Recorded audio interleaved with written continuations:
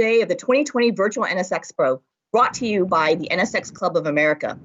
I'm Mei Lee, and also known as Ms. Purple, and I'll be your host. Today's session will be a Honda Performance Development, or HPD session. We have three people who are involved with racing who are here to share their individual experiences. First is Michael Shank. Mike is the team owner for Meyer Shank Racing. They've been competing in the IMSA WeatherTech GTD class with the Acura NSX GT3 Evo. The team and the drivers won the 2019 IMSA championship and are currently tied for the lead this year. Next is Lee Niffenegger, who is the global program manager for the NSX GT3 Evo. He collaborates with Honda Motors and JAS, the Italian assembly company, to run the global NSX GT3 Evo program. Lee also oversaw the NSX GT3 Evo championships last year in IMSA and SRO in the United States. The NSX is tied for the lead in both these championships currently this year. Lee is also involved with the NSX GT3 Academy, which was created this year for young professional drivers to gain experience and insight from top team engineers and drivers. And then we have Trent Hindman, who is a driver competing in both the IMSA WeatherTech Sports Car Championship as well as the SRO GT World Challenge America.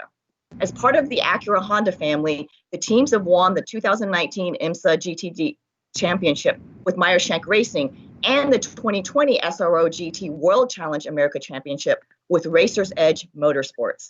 Trent was in today's Virtual NSXPO sponsor video, which we unveiled on the NSXCA website, explaining the GT3 versus street car performance.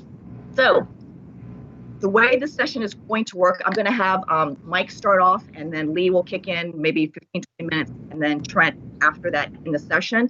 For folks who are interested in asking questions, you can unmute yourselves, and then please go back on mute after you ask your question. Or if you'd rather type your questions into the chat window, Dan Murphy will be assisting in pulling those questions off and posing them to our panel here. So, Mike, take it away.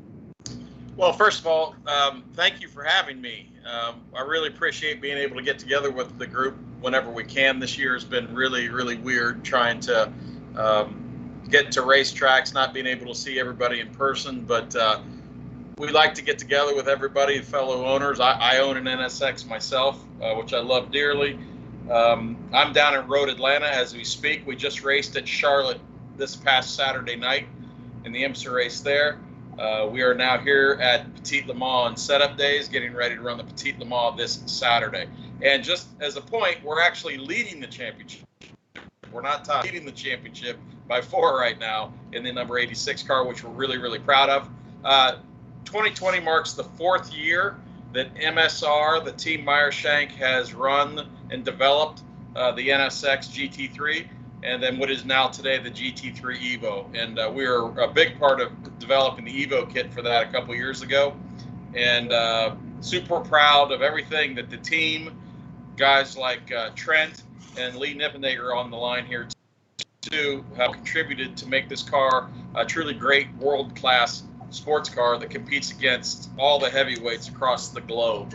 And this will be one thing that I'll truly miss. We're moving on to prototype next year that we've announced, but certainly the development of the GT3 has been one of the real great things in my career in racing so far, the NSX GT3, and couldn't be more proud. And I'm happy to be here. If anyone has questions for me or Trent or Lee, I'm sure we'll be glad to try to tell you what we know.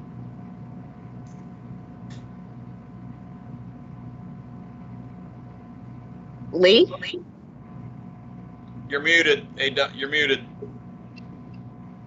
Yep, I'm aware of that. I'm sitting on top of a parking garage at an airport, so I have a signal. Sorry, I can't join by video. Don't really trust the signal on iPhone to do it. So, anyways, I've been working on the NSX GT3 program for several years, long before even Mr. Shank here got involved. Back before it was even announced. But my personal history is I've actually been with Honda through Honda R&D Americas before I was with Honda Performance Development since 1997. Don't own an NSX, but own a couple of Type Rs.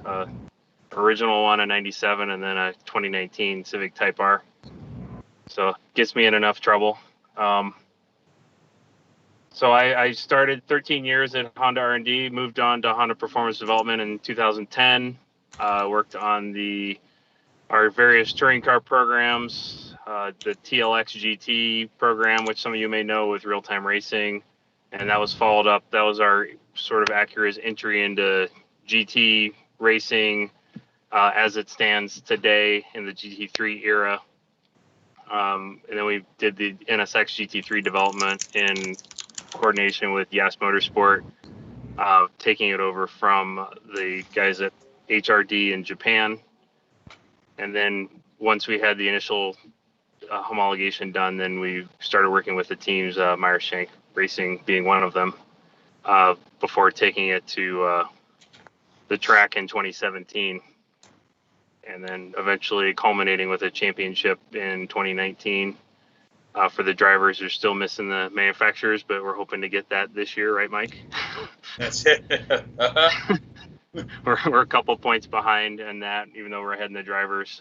But it's still close. We have 3 races left, so everyone counts now. So if anybody, I guess, has any questions, that's a general overview. I could get into more detail if you wanted on the NSX itself. So there's a couple questions.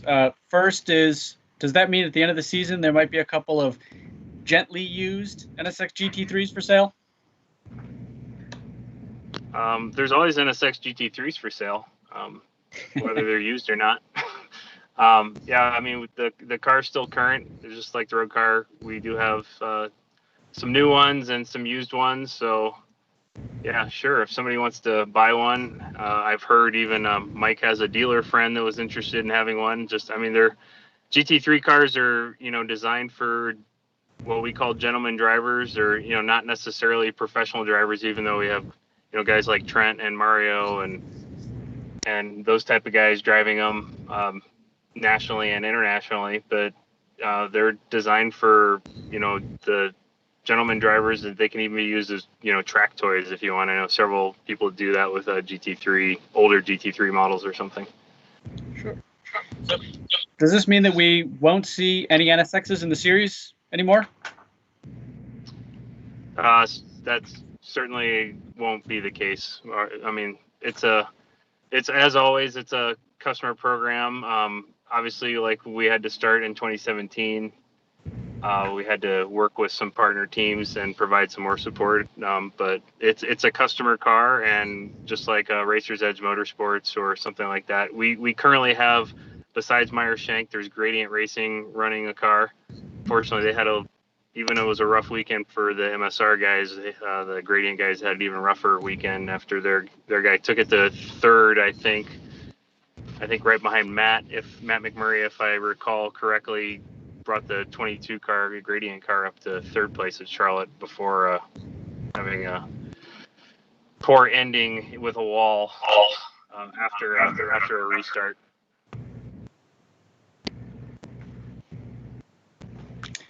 I also had a question in the chat about the all-female team. They haven't seen them in the IMSA races lately. Catherine. I guess I'll take that one.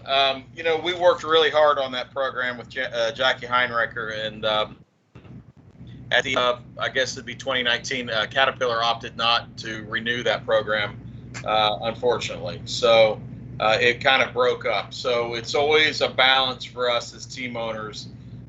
Personally, I really loved that deal. I thought it was really relevant.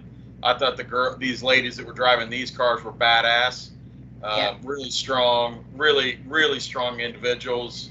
For me, at the end of the day, I don't care what you are. I just need good I need great drivers, right? And they are certainly headed in that right direction. And it's unfortunate, but we'll continue to look at diversity and inclusion at MSR going forward, whatever we're doing. So it's a big line item for us. And we hope in the future we can get back to it.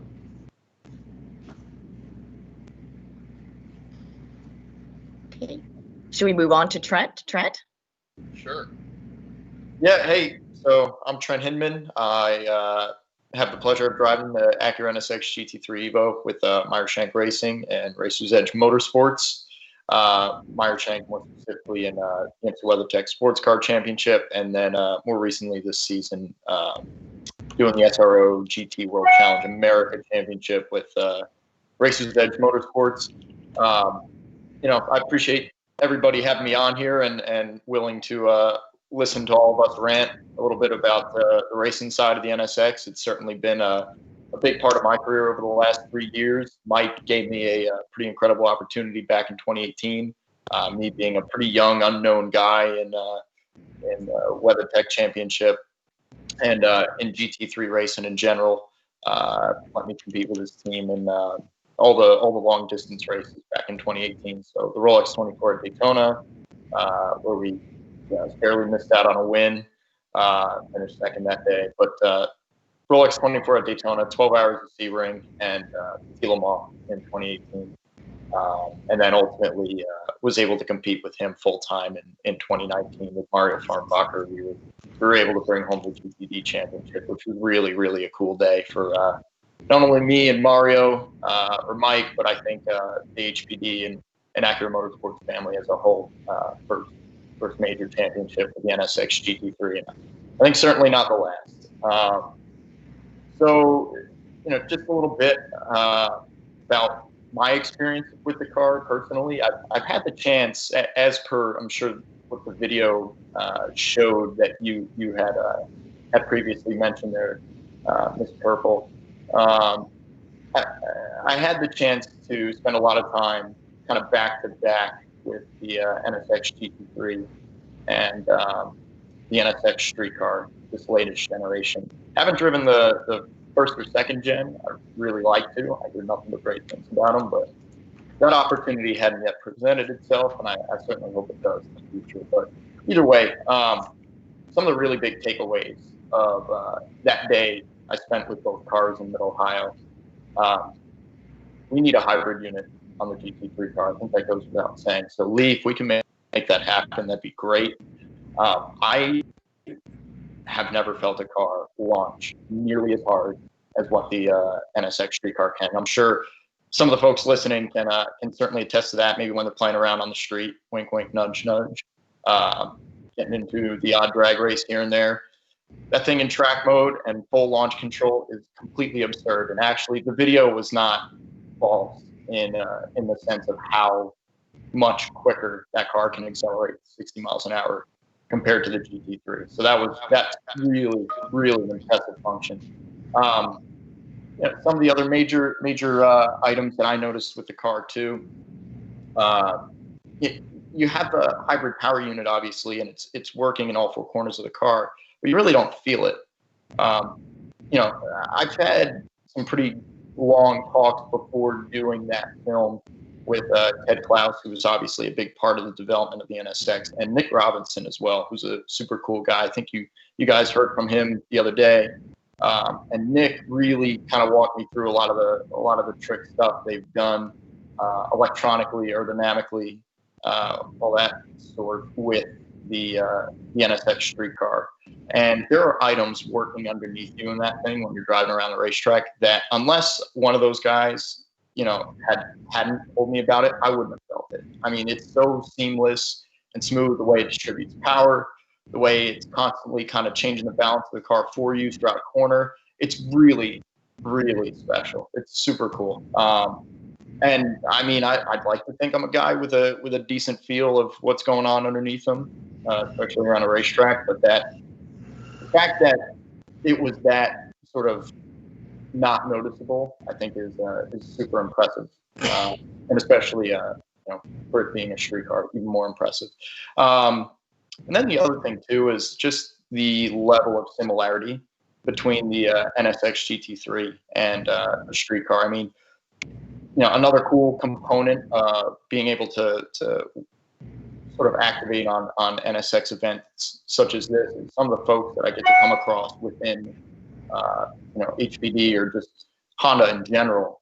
And there was a really interesting fellow I was able to talk to who works right at PMC in Marysville, and he had kind of walked me through on how the cars are, basically are produced on the same production line And then, one car, the street car gets shipped off to another corner of the factory, while the chassis for the race car gets shipped off to like HPD and YAS, and then ultimately the, Meyer Shank Racing or Racer's Edge or whatever team it's destined to go to.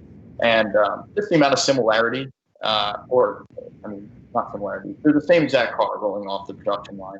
And you certainly feel that being able to back the two cars, even without all the electronic intervention, hybrid unit intervention, all that fun stuff. I thought it was really, really neat that a race car was so similar to its road-going counterpart. I've had the opportunity to do some back-to-back work with other cars like that in the past, and none of them have really come close to that level of similarity. So that was, I think, really telling as to what Acura and Honda are able to do with this platform. So I'm sorry for the rant, but just to round that up a little bit, I'm more than happy to elaborate a little bit more on any of those items, because there were quite a bit. I'm sure there are bits that I am forgetting. But either way, it's an incredible group of people that come behind the race car and the street car. I think that's really what makes the NSX, the overall platform, a very special one. So we got a couple questions from chat. The first actually isn't a question, but an invitation. Said the NSX, the Gen 1 NSX is the best sports car in the world, Trent. You need to drive one, brother. If you're in South Florida, give Hugh a call, and he will hand you the keys. Dude, absolutely. Hugh, I might take you up on that. Shelby Blackstock, my co-driver in SRO GT World Challenge this year, believe he had the opportunity to get his hands on first gen NSX. I think it might have been like a 93, really, really early on. And he said it was unreal. And this is after he and I both had the chance to drive, I think 2017, whatever ended up being the pace car for SRO this year. Shelby and I had the opportunity to drive that 1,500 miles all the way from LA to Circuit of the Americas in Austin, Texas. And even after that, he said the first gen was a killer car. So I'll absolutely be taking you up on that for sure. Well, I will say, I know Hugh personally, and he does not offer the invitation lightly. He will let you drive his car. And he also wanted to make sure you knew that his is heavily modified with 666 wheel horsepower. So Okay. it's got You're some not extra. going to push my arm too hard for that. I promise you. If you want to drive a stock car, you're welcome to mine here in Northern California anytime as well. Oh, dang. Now You just had to ask. We also had a question of whether you feel the weight difference between the Street NSX and the GT3 version, since the brakes and electric motors, Street NSX tend to balance out the performance. Well, you get the idea. Do you feel the weight difference? Yeah, you do. You absolutely do. But that's pretty common amongst all street cars. But that's where actually having the additional power, the hybrid unit, the additional torque that comes with it on the street car makes that transition very seamless. So I'm not sure. I'm really not sure if I'm obsolete in mentioning even the term power to weight ratio. I don't know how many folks really use that anymore. I know it's not a super common term around the racing world, but at least that's the best way I can describe it. The weight differential is more or less made up for in having extra torque and a little bit extra top end power from the hybrid unit. But now that doesn't necessarily change how quickly the car will decelerate, how quickly the car will transition into a corner. Obviously, weight is your biggest factor there, and you do feel it a little bit, but we're comparing a really, really hardcore race car, at least in terms of electronics, horsepower, amount of downforce. It's got carbon fiber everywhere, to a car that you can drive every day on the street. So this is kind of a question for Michael or Trent. If you could modify the hybrid Street NSX in any way you wanted for the racetrack, what changes would you make, specifically with regard to weight savings, or really, I think it's just an open-ended question. Mike, you want to take the reins on this one? Well, okay, so I guess I'll talk from my personal experience a little bit. I would like to see a little bit better, tire, I guess, come on the car from what I had originally. But that's minor detail stuff. If you really want to change the car, Trent's right, you got to get some weight out of it. And I don't know the exact right answer because I drive that car. For me, the reason I enjoy it is it can do everything. It can idle like a Civic, or it can race like an NSX race, and I don't want to give either up, to be honest with you. To make it better for the street, to make it better for the actual racetrack, it would take a bit of work, I suppose. Integrating hybrid technology for proper racing is a bit of a challenge, but I don't know. Better tires and some better belts so I don't get hurt if I do something stupid, and that'll be about it. So I think this one's back for Trent. How does the NSX GT3 compare to other race cars that you've driven?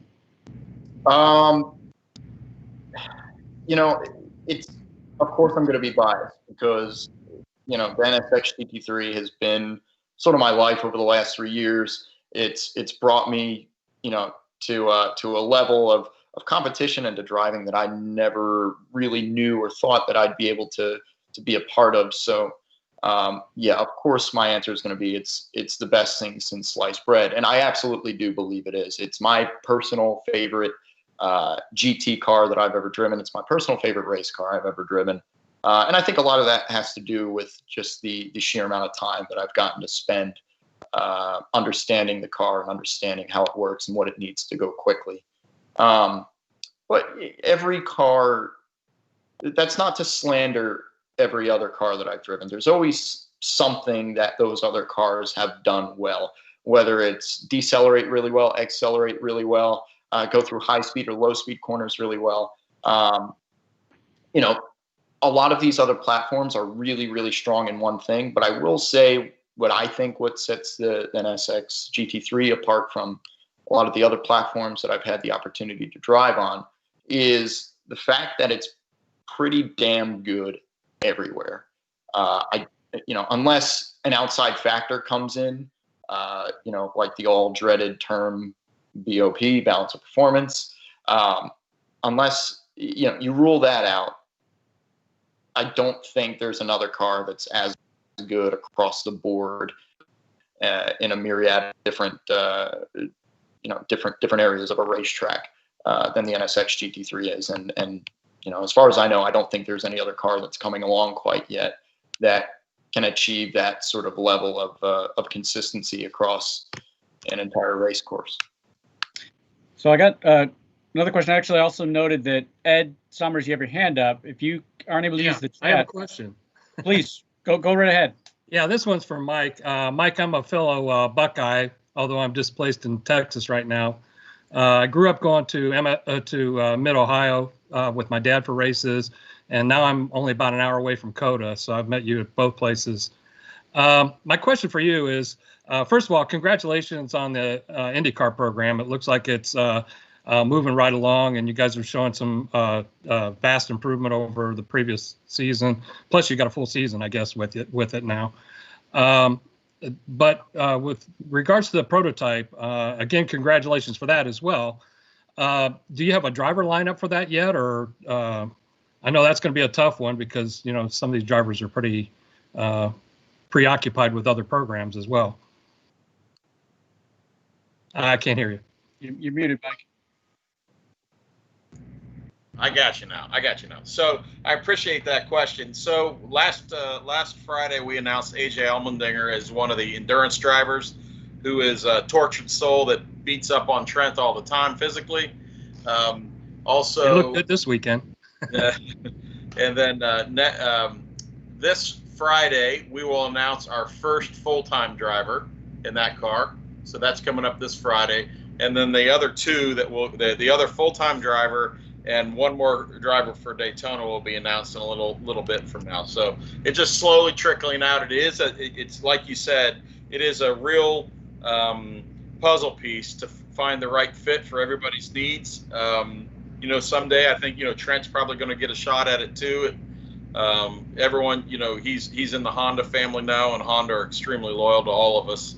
And so for now, though, we've announced AJ. A second announcement coming up for the first full-time driver this Friday, and then the second full driver will come, and then one of the endurance drivers after that. So it's all kind of piling in there right now. Thank you. Sure. So, question from chat. We had, what's up with these GTD Lexus cars? Why are they doing so well?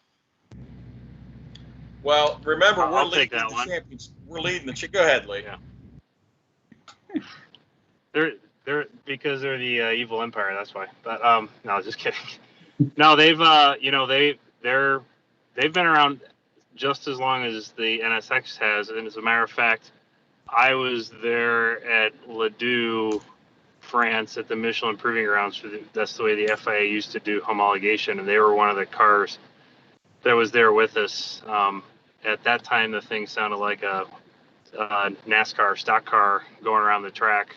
So that's how it caught our attention while we were doing some inspections with the FIA. But that car is a little bit being front engine, rear drive, more sedan based than sports car based. I think they had a lot tougher time getting their performance where it needed to be. So they've been running just as long as we have. It's just taken them till now to find the right team and then just really get their technical aspects sorted out. And then of course there's all the drivers and the team owners hate, and something I have to tolerate is balance of performance. So it's basically the series.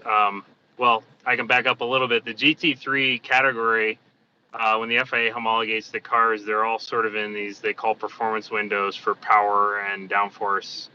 And there's 3 windows, and each car kind of fits within that, in those windows, but in a little bit different way. So the performance of the cars can be slightly different just in the way they make their lap time. And then it's up to the series themselves to do this, what they call BOP, balance of performance, where they set the weight and power. That's basically the levers that the series has to pull. And so they try to get all the cars close, and I think the Lexus guys just struggled quite a bit more than we did to get there. And now they're there, and they're just as fast as anybody, and they have some pretty good driver lineups in the cars right now. So yeah, I mean they're right there with us, but the plan is to beat them, right, Mike? Absolutely, always. So yeah, I guess that's where the Lexus deal is, and as far as the competition. So it's really up to the series to try to make all the cars be able to fight it out for the win, and not have one car always in the front and one car always in the back. You want it to come down to the execution of the teams and the drivers. And I think a great example of that was it was supposed to be Watkins Glen 6 hours, ended up being at Road Atlanta, where we're going back to, because the Watkins Glen event couldn't be held. But the MSR guys won that race, and I make fun of the drivers because they never passed anybody on track. It was all the team. So they kept, throughout the 6 hours, they just kept the pit stops. They just kept jumping people on the pit stop. So it was just up to the drivers not to mess it up. So we have a question. See Trent smile. Yeah, thankfully. It seems Penske has been seeing a great deal of success in the IMSA prototype class recently, with several wins. Could you please talk about the decision process that resulted in the transition of Acura from Penske to MSR and Wayne Taylor Racing? Lee?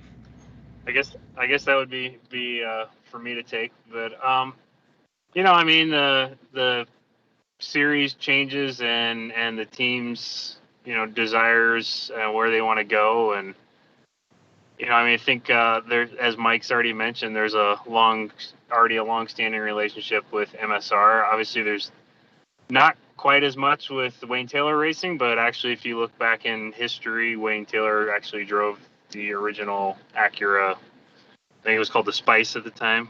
Am I correct, Mike? Yes. That's when Wayne drove. Yeah, so there actually is some history there, and things change amongst the teams and manufacturers, and where everybody wants to go and what budget levels are available and all that. So that's there's a lot of puzzle pieces that Mike's alluded to before that they all fit together. So just there was a mutual decision to go different ways, and looking towards the future of where everybody was going to go, and that's kind of how it ended up for 2021. Well, we also had a question of why do the other IMSCA race cars seem to keep targeting and hitting your NSX during the races? It seems kind of unfair. This is the best question I've been asked today. I wish someone could tell me that. I've asked the race director, at what point do people get to stop hitting the championship leader? And the first one at Mid-Ohio was absolutely intentional and ridiculous at the highest level. The one last weekend was, the Lexus fighting our car really hard in really bad conditions. I don't believe he meant to do it necessarily. The owners of that team texted me all day Sunday and apologized. They don't want to win that way, and I actually believe that. So, this weekend we do fairly well typically at Atlanta anyways. But, we got 10 hours. It's hard for me to take, because if we'd have just finished where we were running when we got hit each of those races, we'd have a 16-point lead, which is like, to give you an example, Trent won last year with a 21-point lead. And, we're approaching that coming to the end of the year. We'd be kicking their butts. But, this happens sometimes, and there's not a lot we can do about it. So I voiced my displeasure. A little too hard, I voiced my displeasure at Mid-Ohio. I got in some trouble for that. So, performance is everything to us, to you guys. We take it serious, and when someone threatens our car, it affects me. So anyway, that's that. I like your answer. We also have a question about what will Trent be driving next year with MSR heading to prototypes in 2021, other than Hughes 660. I believe it's a pink Honda Fit. I think that's correct, right, Trent? Well, so a little background there. Mr. Whiteman had heard all my rumblings about how much I love the Honda Odyssey. I really do. I think it's great. I got to drive one around VIR really quickly before. It's got the same J35 that you see in the DPI, right? It's got a really good gearbox, low center of gravity, front wheel drive. Not a whole lot of torque steer on that thing. So it was quick around VIR. And I went back to John and you too, Lee. I went back to you guys. I'm like, man, this thing's pretty sweet, And then they came back and said, cool, purple fit it is. So I guess I'll take what I can get. I'm a race car driver, and I guess if it's got 4 wheels, 2 pedals, and a steering wheel, we'll make it work. But no, for me, moving forward, I just want to stay in the Honda Acura family any way I can. I've been here for 3 years so far. I don't want to go anywhere anytime soon. So if that does mean racing a Honda Fit, sign me up. I'm all for it. If it means staying in the NSX GT3, sign me up. I'm all for it. So whatever needs to be done, wherever there's a race to potentially be won, I just want to be there doing it under the Acura Motorsports Honda Performance Development banner. So we got kind of an open-ended question. What benefits or technology transfer might we as consumers see as a result of the race car R&D? Does this team see any tech or lessons learned trickling back down into road cars? Yeah, so this is Lee. So I guess Mike alluded to it, or no, actually Trent, because he was doing all the talking. Mike, you got it on his radio this weekend, right? Yeah. So like Trent alluded to, the space frame itself comes from the PMC factory, but the engine, it comes straight out of the Anna engine plant. So they prep them slightly differently for us, but from an internal standpoint, it's completely the same as a road car. When we started racing the car, we did find a few issues, in the extreme conditions of the endurance, especially the endurance racing stuff.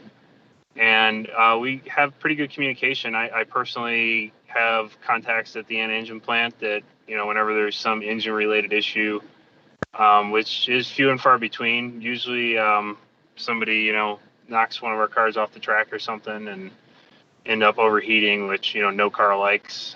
But we've, had dialogue back and forth, and we found a couple of things that we've been able to feed back to the guys at an engine plant, and then they've been able to make some corrections to make the road car more robust. And not that there's any issues obviously on the street.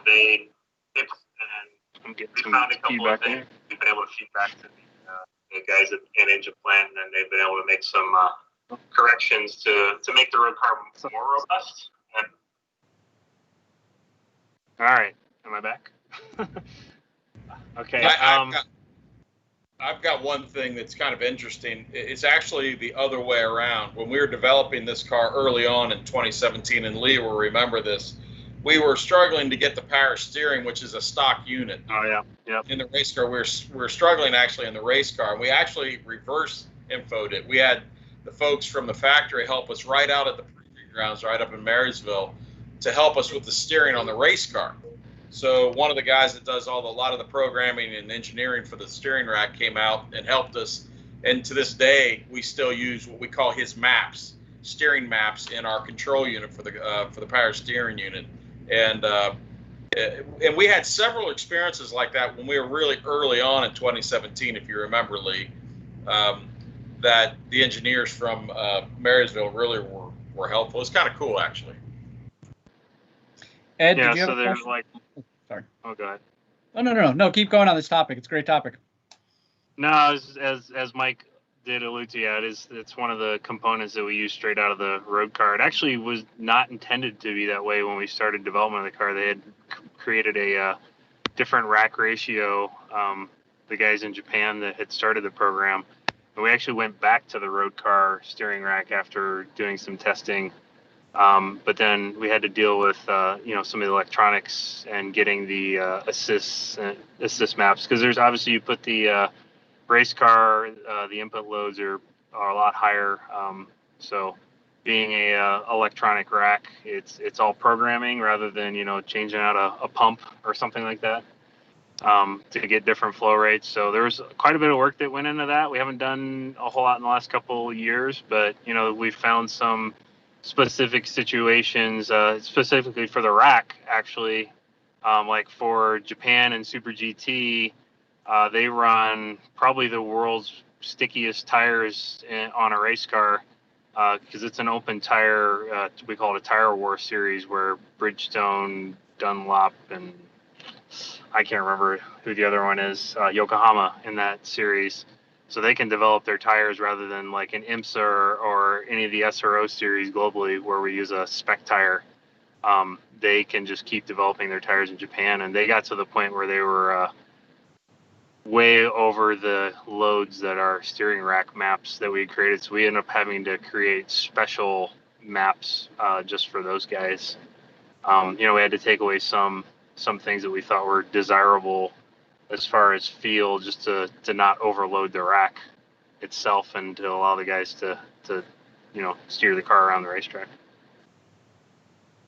So I got a question as to what's the long-term Acura plan for racing. We've seen HPD continue to support IndyCar and IMSA prototypes, but with Honda pulling out of Formula One starting in 22, what is the Acura Honda plan beyond the next several years? Just keep racing. That's what Acura. I mean, that's Acura Motorsports is. It's been pretty consistent as far as the Acura brand. There was a couple of years when we didn't have an NSX, for example, where it was basically in the touring car ranks. But I don't believe there's any reason. I mean, it's in the DNA of the brand, so I think that's will continue. If I could, just a second.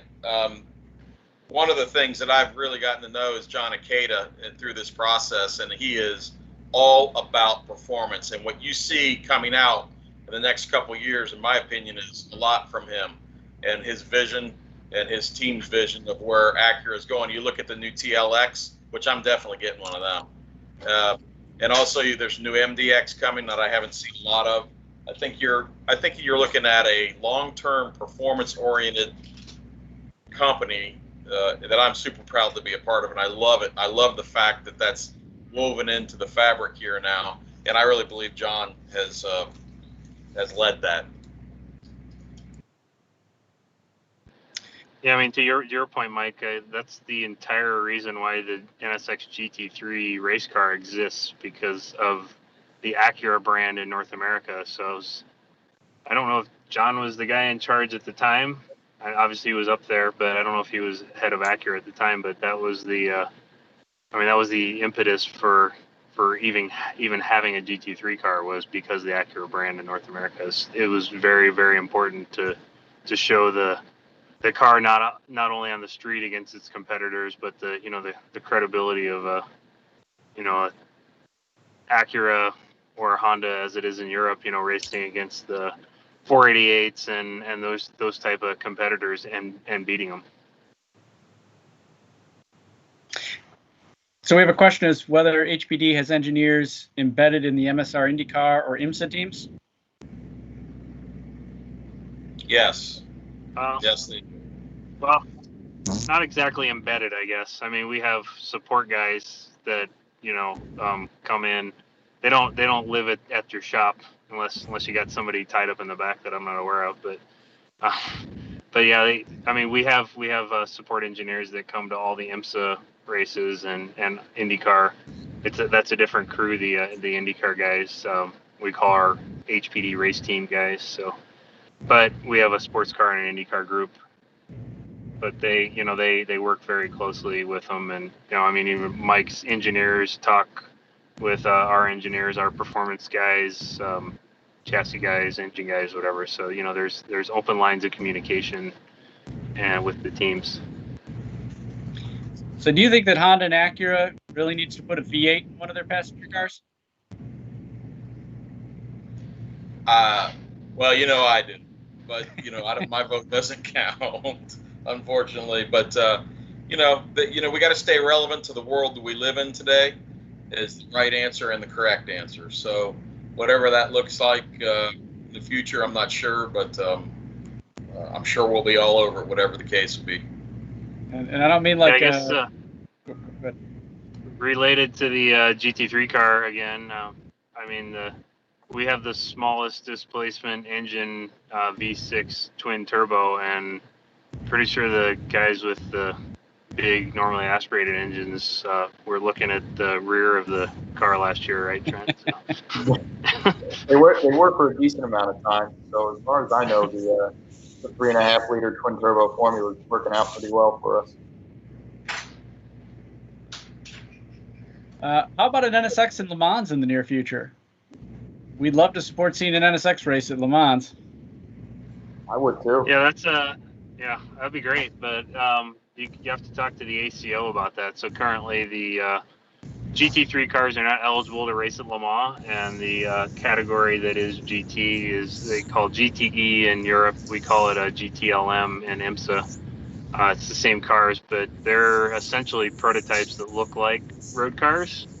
So on a budget standpoint, and even over like a DPI, has been racing here in North America, the budget for a GTE car to develop it and race it is more. So it's hard to justify essentially for one race the expenditure when like many other manufacturers have told us, when we were first looking at the GT3 category, you get everything you need, and it's much more tied to the actual road car with a GT3 car than a GTE car. It's until the ACO, I guess, changes their mind. I think it'd be like the concert ticket that nobody could get if they would open it up to GT3 cars, but there's some French politics at play between the ACO and the FIA and SRO and all that. So nothing we can control as manufacturers. Someone would like to hear your opinions on the new C8. Do you think that's a threat to all supercars? Corvette? Never heard of it. Never heard of it? Yeah, I've not. Is that a new car that came out? I think so, yeah. Okay. I've seen a couple of them on the road. Okay.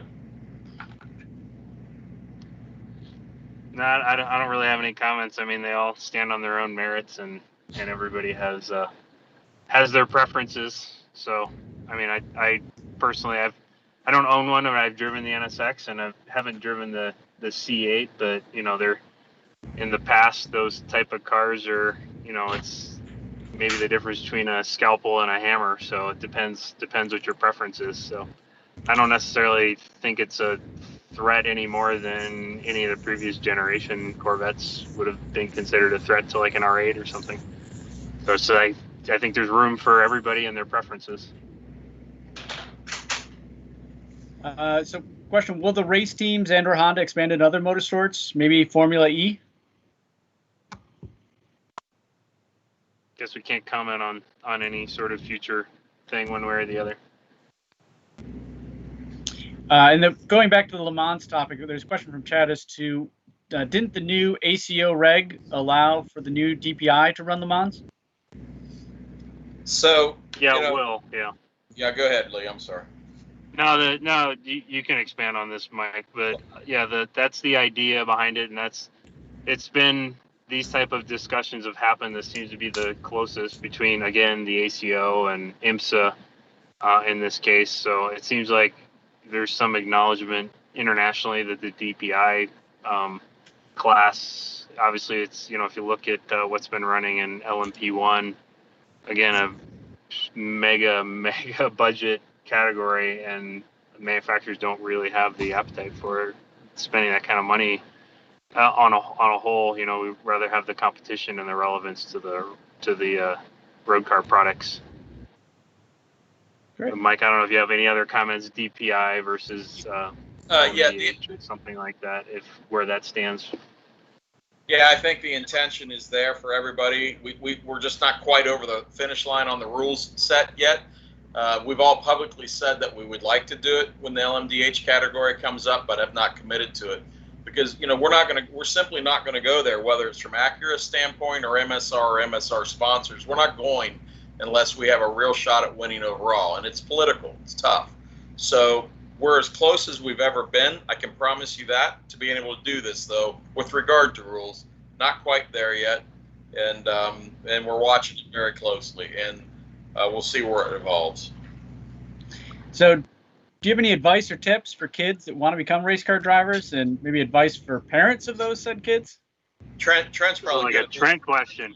Yeah. Let's ask Trent's mom. Yeah.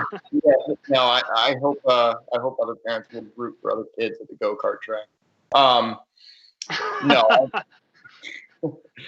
Look, I was fortunate, A, to be able to start in racing early, B, be able to go karting and win some karting championships, some scholarships to get into single-seater racing and go single-seater racing for a little bit. But then along with that, I was also very fortunate.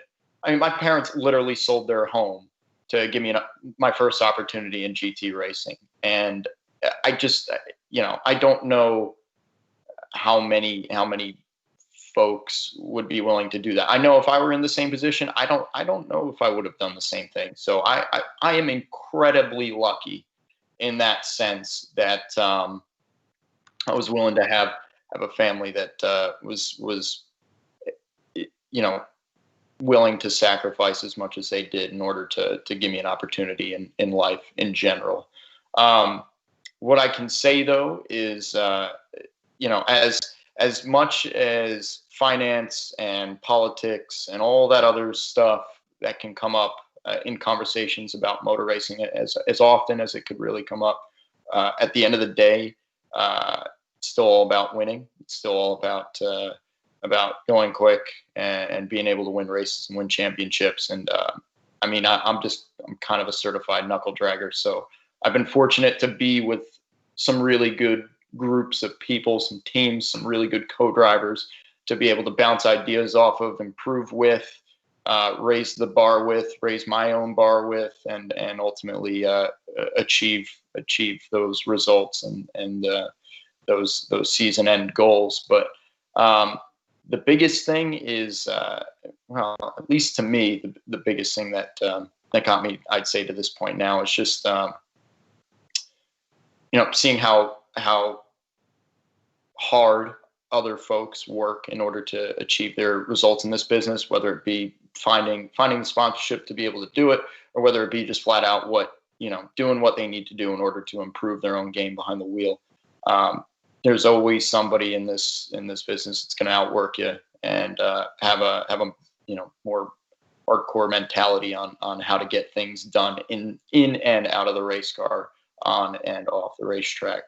So just seeing that from a young age, having two parents that pushed me hard, but also gave me opportunity. I think that was really some of the biggest factors that got me into this point.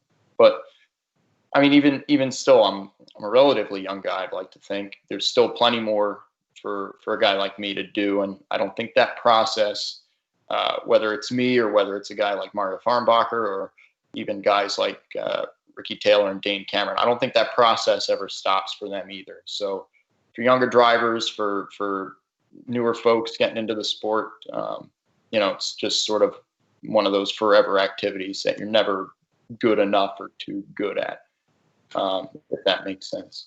Yep. So continuing the questions for Trent, what is your favorite track that you've driven or raced on so far?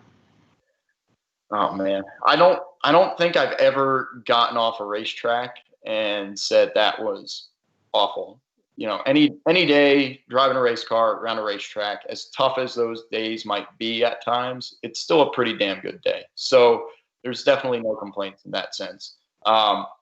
Me being from New Jersey, judge me as you will. I know,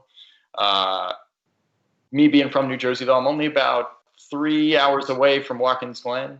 To me, that is the best, hands down. Unbelievable place. I mean, it's a racetrack that sits literally on top of a mountain.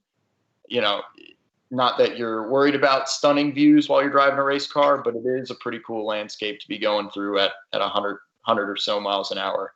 But the biggest thing is it's super high speed. And with a GT3 car like the NSX, which is really, really good in high speed corners, you're going to get pretty tired pretty quick. The G loads are pretty wild. It's just an awesome racetrack. Huge elevation change, huge compressions and rises and falls, whatever. It's awesome racetrack. Great answer. Just want to check in on time. I got a couple more questions. Are we locked into 4 o'clock? We can take some more, so that's fine. Yeah, I have about 10 minutes for me, but yeah, fine. Okay. So there's a question for Michael and Trent each. Who do you think is the best driver in the WeatherTech IMSA series today in any class, and why? And Trent, if you don't answer yourself, I don't know. I'm definitely not going to answer myself. Here's the thing. There, just like how I talked a little bit before about, GT3 cars or race cars in general, every one being good at something, some being good at more than one thing, some being only good at one thing. I think there's a pretty big range of drivers like that too. Anybody in the WeatherTech Championship is pretty damn good, and that's across all categories, all driver lineups. They're all strong. They're all really good. At least to me, a couple of guys that I've looked up to for a really long time and who I've known for a really long time, Ricky and Jordan Taylor. Wayne had co-owned a USF 2000 team that I drove for, I think about 8 years ago now. And those guys were there. They were coaching us young drivers. They were legitimately there to help us. So to me, having guys like that who are so good on top of their game as it is right now, yet they were willing to mentor a young guy like me that long ago, and they still give me advice if and when I ask them these days. Those two guys are really cool. And then obviously a shout out to my brother Mario Farnbacher. He's my brother. He's one of my best friends, and we had the opportunity to work with each other full time last year, and I really got to see up close, what makes him such a strong driver, and a guy who I certainly strive to have as much success of. Great. Trent, I think it's the CrossFit, right? That's what does it. Is that right? Yeah, What, the CrossFit from Mario or the CrossFit from me? I'll be one of those. So how does the NSX do in the rain compared to other cars in GTD? I I would have told you we dominate, except for last weekend we didn't. And typically we do well. We know exactly why. We did something with the setup for that track in the dry, which is a real oddball track. Talking about Charlotte now, the Roval. And we did something in the dry that did not, transpose to when it goes wet. And it really hurt our drivers. And that has nothing to do with our drivers at all. I mean, we were able to kind of skitter through it, but typically, like if you watched Mario the last 5 laps at Road America earlier this year in the rain, it's unstoppable. It's literally unstoppable. This time, unfortunately, and I give credit a lot to Lee and his guys at HBD. Our controls, our driver aids, our forward and side bike traction controls are better than almost everybody's, and that helps a lot. So what is the cornering capability of the NSX GT3 car in Gs? What is it, Trent? I think Lee would have more of a familiar sense, but I know, like, let's take Watkins Glen, for example. I think we're anywhere in the region, like peak, close to 3, but generally we're hanging around, a little over 2 to 2.5 sustained, which for a just under 3,000 pound GT car is pretty absurd, and you're starting to feel it when you're driving. So it's not slow by any means, I'll tell you that. Do the driving dynamics really vary significantly from the NSX to other cars? At least from a driving perspective, there's always a nuanced item that one car will prefer over the other, at least from what I find. But at the end of the day, if it's got 3 pedals or 2 pedals now in the case of most GT3 cars, 2 pedals and a steering wheel, it's up to us drivers to sort it out. And I think it's easier to overanalyze the differences in driving that's needed from car to car than it is to just jump in and try to get a good feel for it, do what you know how to do. So I got a question as to when will you unveil the new Acura MSR prototype? Soon. I'm just trying to get the all the sponsors and marketing partners up on the same page, and we hope to have something pretty cool to look at very soon. And any possible addition to the IndyCar side to pair Harvey? Yes. We'll leave it there. We're working on it. Okay. So that rolls through the list of questions that I saw from chat. If I missed one, please chime in. I didn't intentionally miss any of the questions. Tried to get everything covered. No one's chiming in, so. Okay. So thank you so much to Mike and Lee and Trent for sharing all of these behind the scenes stories and taking questions from our NSXCA club members. Really appreciate your time. So thanks for that. I'd like to give a quick shout out before we close out this session to all of the wonderful sponsors and partners that have helped to make this year's 2020 Virtual NSXPO a rousing success, we believe. Obviously, Acura, Honda Performance Development, Meyer Shank Racing, Cedar Ridge Fabrication, Chin Track Days, Common Fibers, EuroBoutique, Hagerty, Lap of the World, the NSX Club of Japan, the NSXPO 2021 Portland team, NSXe-repair, RealTime Racing, ScienceofSpeed, and XPEL. And then I'd also like to finally give a shout out on behalf of the Virtual NSXPO team comprised of Warren Woodcox, Dan Murphy, John Komar, Mark Scott, Ira Leventhal, and myself. We really want to thank all of you, all of the attendees who helped to make this event the first one that we've ever had virtually, hopefully illuminating and fun, and hope to see everyone in Portland, Oregon next year for NSXPO 2021. So thank you again. Thanks, guys. Thank you. Thank you. Bye. Thanks for having us. Thank you. Thank you.